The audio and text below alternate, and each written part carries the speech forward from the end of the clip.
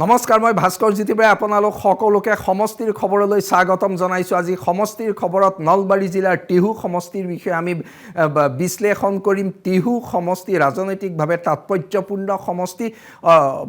অসমৰ 126টা সমষ্টিৰ ভিতৰত টিহু সমষ্টিৰ বিশেষ বৈশিষ্ট্যপূৰ্ণ সমষ্টি। টিহু সমষ্টি পুনৰ নিৰ্ধাৰণৰ নতুনকৈ গঠন হ'ল। সমষ্টি পুনৰ নিৰ্ধাৰণে নলবাৰী জিলাৰ ৰাজনৈতিক মানচিত্ৰৰ যি পৰিৱৰ্তন ঘটালে, সেই পৰিৱৰ্তিত ৰাজনৈতিক মানচিত্ৰৰ ব্যাপক প্ৰভাৱ পৰি নতুনকৈ গঠন হ'ল টিহু সমষ্টি। পূৰ্বৰ ধৰ্মপুৰ সমষ্টিৰ বিলুপ্তি ঘটিল, গঠন হ'ল টিহু সমষ্টি। টিহু সমষ্টিৰ ৰাজনীতি, নিৰ্বাচনী দৃশ্যপট আৰু সম্ভাৱ্য ফলাফলৰ বিষয়ে আমি ক'ম।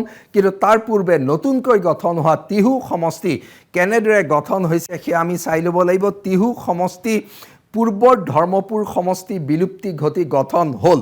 টিহু সমষ্টি গঠন হৈছে 22খন গাঁও পঞ্চায়ত আৰু এখন পৌৰসভাৰে গঠিত হৈছে। 22খন গাঁও পঞ্চায়ত আৰু এখন পৌৰসভাৰে গঠিত সমষ্টিটো স্বাভাৱিকতে এটা গ্ৰামীণ প্ৰধান সমষ্টি। নলবাৰী জিলাৰ এটা বৃহত্তৰ অঞ্চলক লৈ গঠন হোৱা টিহু সমষ্টিৰ সমাজ জীৱন তাৎপৰ্যপূৰ্ণ, সমাজ জীৱন বৈশিষ্ট্যপূৰ্ণ। টিহু সমষ্টিৰ সামাজিক ৰাজনৈতিক প্ৰেক্ষাপট চাবলৈ যোৱাৰ লগে লগে টিহু সমষ্টিৰ যিখন অসমীয়া অভিজাত সমাজ তাক প্ৰস্ফুটিত ৰূপত দেখিবলৈ পোৱা যায়। আমি টিহু সমষ্টিত কেইখন গাঁও, 22খন গাঁও পঞ্চায়ত কি আছে সেয়া চাই ল'ব বিচাৰিছোঁ। দক্ষিণ মধ্য ধৰ্মপুৰ, ৰূপিয়া বাথান, বনগাঁও, পানীগাঁও, বৰনদী, বেলশৰ, বগৰীহাটী, বাটশৰ, বলোৱা, গংগাপুৰ, কান্ধবাৰী, বৰঢাপ, দৰঙীপাৰা, লোহাৰকাঠা, নাৰায়ণপুৰ, সাপকাটা, মাখিবাহা, জলখানা, ভাটুৱাখানা, মথুৰাপুৰ, নাথকুছি, পশ্চিম নাম্বৰভাগ, পূব নাম্বৰভাগ, উত্তৰ পূব ধৰ্মপুৰ, কৈঠালকুছি, জোৱাদদি, আমনি গমাৰিমুৰি, কঁঠালবাৰী, বৰঝাৰ, নতুন দেহৰ। এই গাঁও পঞ্চায়তসমূহৰ যি 22খন গাঁও পঞ্চায়তৰ কথা কৈছোঁ, আমি জিলা পৰিষদলৈ আহিম। এই 22খন গাঁও পঞ্চায়তৰ ৰাজনীতি কিন্তু সম্পূৰ্ণ একৰৈক্ষিক বুলি ক'ব পৰা নাযায়। টিহু সমষ্টিৰ প্ৰতিখন গাঁও পঞ্চায়তৰ ৰাজনীতি সামগ্ৰিকভাৱে সমষ্টিভিত্তিক ৰাজনীতি, ৰাজ্যৰ ৰাজনীতি আৰু প্ৰতিখন গাঁও পঞ্চায়তৰ স্থানীয় কাৰকে ক্ৰিয়া কৰি সেই পঞ্চায়তখনক স্থানীয় ৰাজনীতিৰ এক বিশেষ ৰূপ দিয়ে, যিটো টিহু বিধানসভা সমষ্টি নিৰ্বাচনৰ বাবে বিশেষ গুৰুত্বপূৰ্ণ হ'ব। অৰ্থাৎ কাষৰ এখন পঞ্চায়তৰ লগত আন এখন পঞ্চায়তৰ স্থানীয় ৰাজনীতিৰ কিছু পাৰ্থক্য থাকে, যি টিহু নিৰ্বাচনৰ বাবে সেয়া মন কৰিবলগীয়া দিশ হিচাপে বিবেচিত হৈছে। সমষ্টিটোত আছে চাৰিখন জিলা পৰিষদ। জিলা পৰিষদ 4খন আছে। জিলা পৰিষদ আছে 4খন, 22খন গাঁও পঞ্চায়ত, 4খন জিলা পৰিষদ। জিলা পৰিষদ কেইখন হৈছে বৰক্ষেত্ৰী, পশ্চিম নলবাৰী, ধৰ্মপুৰ, টিহু, মধুপুৰ। এই 4খন জিলা পৰিষদ আছে। এই 4খন জিলা পৰিষদ আৰু 22খন গাঁও পঞ্চায়তেৰে টিহু সমষ্টি গঠিত হৈছে। টিহু সমষ্টিৰ এই গ্ৰামীণ সমষ্টি মূলতঃ টিহু সমষ্টিৰ 22খন গাঁও পঞ্চায়তৰ ৰাজনীতি এইবাৰ কোন দিশেৰে গতি কৰিব সেয়া নিশ্চিতভাৱে লক্ষণীয় হৈ পৰিছে। নিৰ্বাচনৰ দিন ওচৰ চাপি অহাৰ লগে লগে ক্ৰমাৎ ছবিখন অধিক স্পষ্ট হৈ আহিছে। টিহু সমষ্টি এই জিলা পৰিষদ গাঁও পঞ্চায়তৰ উপৰিও টিহুত আছে এখন নগৰ। নগৰখন হৈছে, পৌৰসভাখন হৈছে টিহু পৌৰসভা। একমাত্ৰ নগৰ টিহু আছে আৰু টিহু নগৰৰ টিহু পৌৰসভা 10টা ৱাৰ্ডেৰে গঠিত টিহু পৌৰসভা। ভৌগোলিক দিশৰ পৰা সমষ্টিটো এয়াই টিহু পৌৰসভা আৰু 22খন গাঁও পঞ্চায়তেৰে নতুনকৈ গঠন কৰা হ'ল টিহু সমষ্টি। টিহু সমষ্টি গঠনৰ ক্ষেত্ৰত পূৰ্বৰ নলবাৰী জিলাৰ আনকেইটা সমষ্টিৰ পৰা কোন অঞ্চল আহিলে, আনকেইটা সমষ্টিৰ কোন সমষ্টিৰ মাজত হৰণ ভগন হৈ টিহু সমষ্টি গঠন হ'ল। পূৰ্বৰ ধৰ্মপুৰৰ বৃহৎ অঞ্চল থাকি গ'ল টিহুত। যিহেতু ধৰ্মপুৰ সমষ্টিটোৱে মূলতঃ টিহুত থাকি গ'ল, নলবাৰী আৰু বৰক্ষেত্ৰীৰ কথাটো পৃথক, বিলুপ্তি ঘটিল ধৰ্মপুৰ, কিন্তু পূৰ্বৰ ধৰ্মপুৰ সমষ্টিৰ বৃহৎ অঞ্চল থাকি গ'ল টিহু সমষ্টিত অৰ্থাৎ আগৰ ধৰ্মপুৰৰ ৰাজনীতিৰ মূল দিশটো টিহুত থাকি গ'ল সেইকাৰণে পূৰ্বৰ ধৰ্মপুৰৰ ৰাজনীতি আৰু এইবাৰ টিহুৰ ৰাজনীতিৰ প্ৰায় সামঞ্জস্য থকা আমি দেখিবলৈ পাওঁ পূৰ্বৰ পাটাচাৰকুছিৰ পৰা কিছু অঞ্চল আহিল টিহুলৈ পূৰ্বৰ পাটাচাৰকুছিত আছিলে টিহুলৈ আহিলে যেহেতু পাটাচাৰকুছি সমষ্টিটো বিলুপ্তি ঘটিলে তাত গঠন হ'ল বজালী সমষ্টি আৰু পাটাচাৰকুছিৰ এক অঞ্চল আহিলে টিহু সমষ্টিলৈ বৰক্ষেত্ৰীৰ পৰা কিছু অঞ্চল অন্তৰ্ভুক্ত হ'ল টিহুত বৰক্ষেত্ৰীৰ পৰা অন্তৰ্ভুক্ত হোৱা অঞ্চলসমূহৰ ৰাজনীতিও বিশেষ মন কৰিবলগীয়া কাৰণ বৰক্ষেত্ৰী সমষ্টিৰ পৰা যিখিনি অঞ্চল অন্তৰ্ভুক্ত হ'ল সেই অঞ্চলসমূহে বৰক্ষেত্ৰী নিৰ্বাচনত নিৰ্ণায়ক ভূমিকা পালন কৰি আছিলে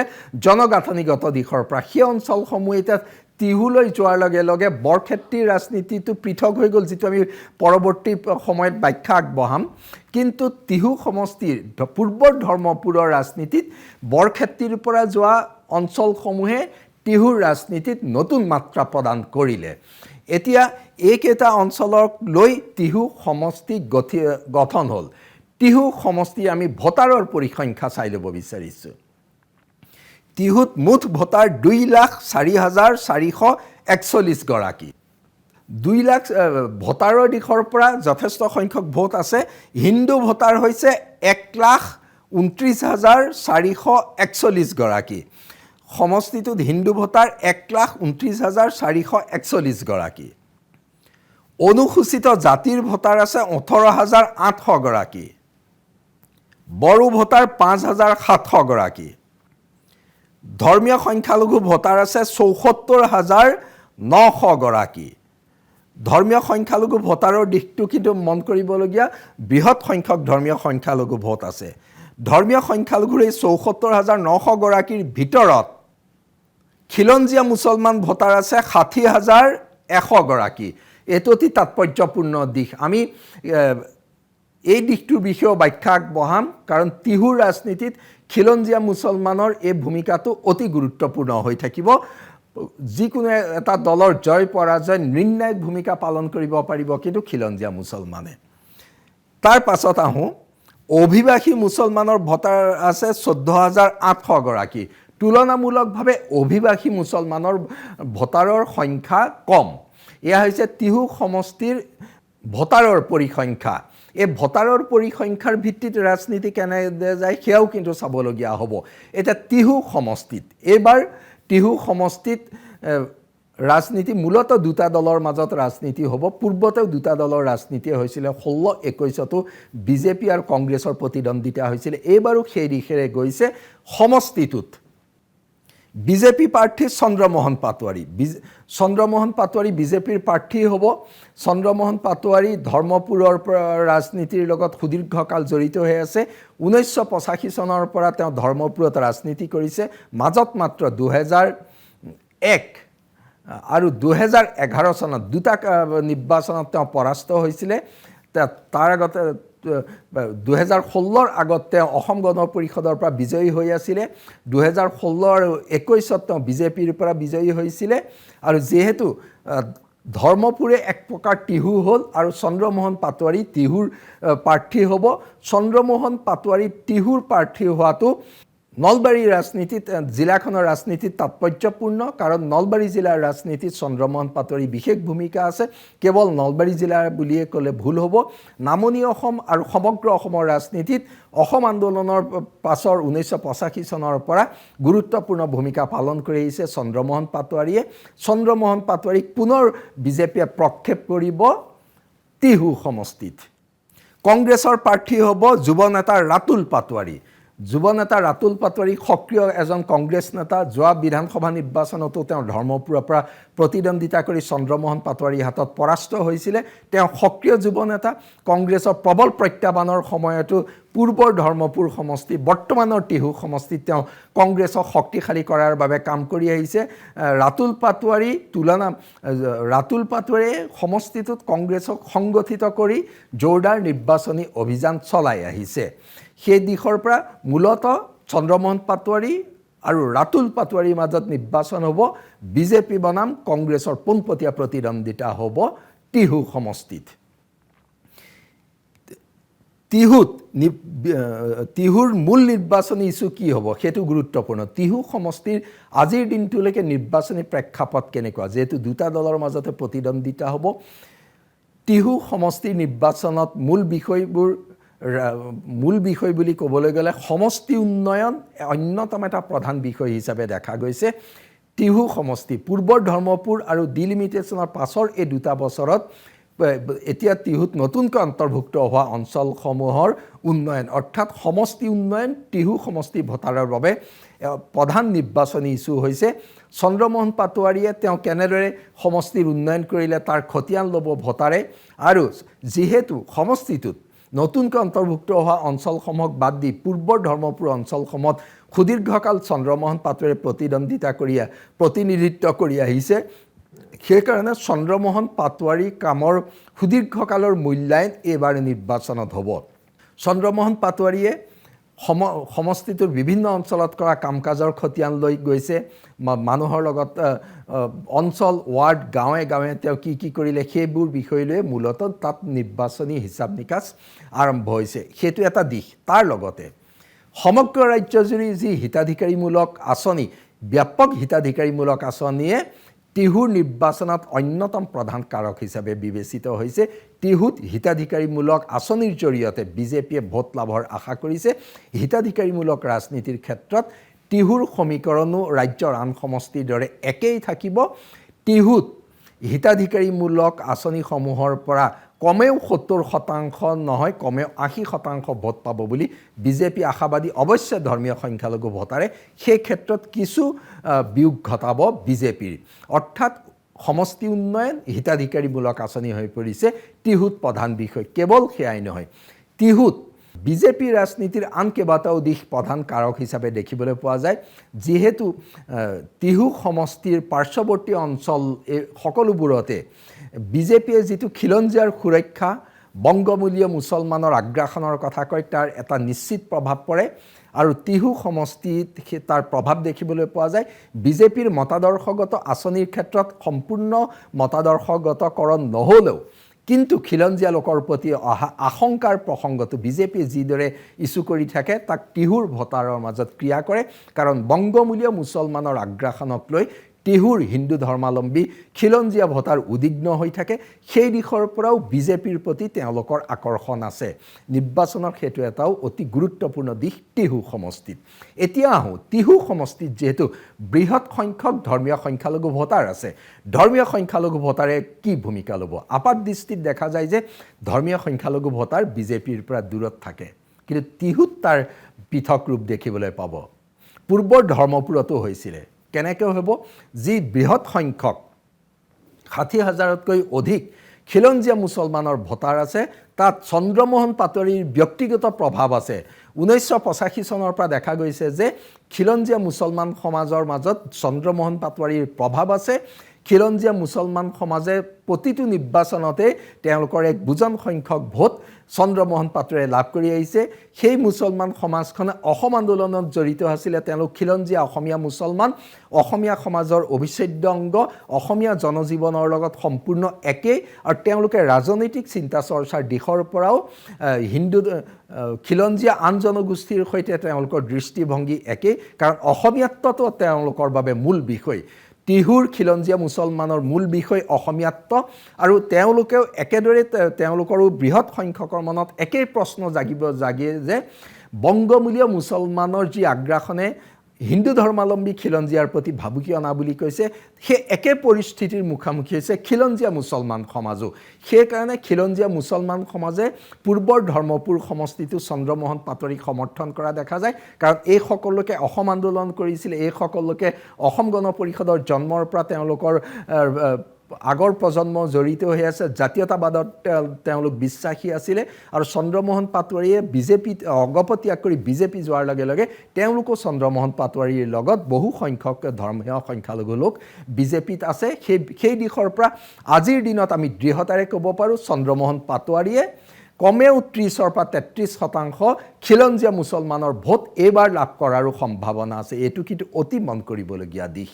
বংগমূলীয় ধৰ্মীয় সংখ্যালঘুৰ ভোট বিজেপিয়ে লাভ নকৰে, হয়তো হিতাধিকাৰীমূলক আঁচনিৰ কাৰণে কোনোবা এটা দুটা বুথত 5-6টা লাভ কৰিব পাৰে, কিন্তু বংগমূলীয় ধৰ্মীয় সংখ্যালঘুৰ ভোট বিজেপিলৈ নাহে।